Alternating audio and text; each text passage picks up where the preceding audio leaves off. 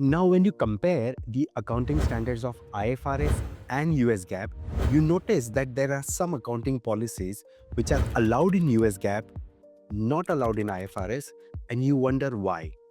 Well, it's clearly known that some of the policies like inventory valuation, where LIFO is only allowed in US GAAP and not allowed in IFRS, well, we all know the reason that US allows its companies to save on taxes. Likewise, there are several such economic or financial policies, including political policies, which are quite controversial, allowed only in US but might be called completely illegal in many countries.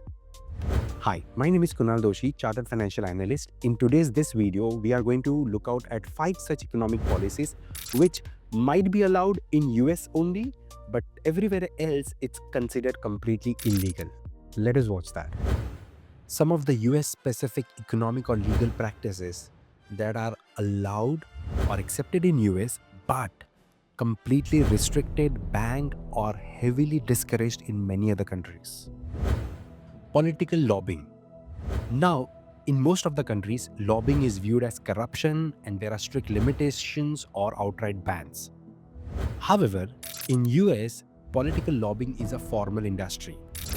It is considered legal, regulated, and considered a part of democratic participation. Large corporates like Amazon, Meta, Pfizer have been known to lobbying openly about several policies. Billions of dollars are spent annually on policy influencing.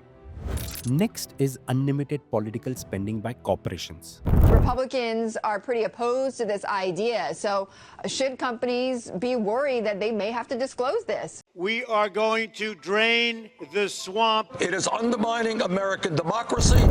Well, in many countries, there are strong caps on political donations, although violated by most of them. And corporate political funding is banned in several countries. However, in US, the Supreme Court considers political spending as a form of free speech. Companies like AT&T have been historically known to be one of the largest corporate contributors. Next is light restrictions on mergers and monopolies. Now we know most of the countries have very strict antitrust laws. Governments block mergers which are more aggressive and dominating. Oligopolies are tightly regulated. However, in US, we've seen large-scale mergers of companies like Meta, which bought Instagram, WhatsApp, Google buying YouTube, or Disney acquiring Pixar. All of these have dominated in their sectors. The market concentration is relatively high, especially in the sectors like airlines, pharmaceuticals, telecom. The next in line is commodities and derivatives freedom. Now, in many countries, there are strict rules on speculative trading. In fact, many countries do ban short selling or they have strict restrictions on derivatives, especially for retail investors. On the contrary, US has a very highly developed futures and derivatives market, allowing short selling, which is completely legal, and complex derivatives like options, futures, swaps are widely accessible.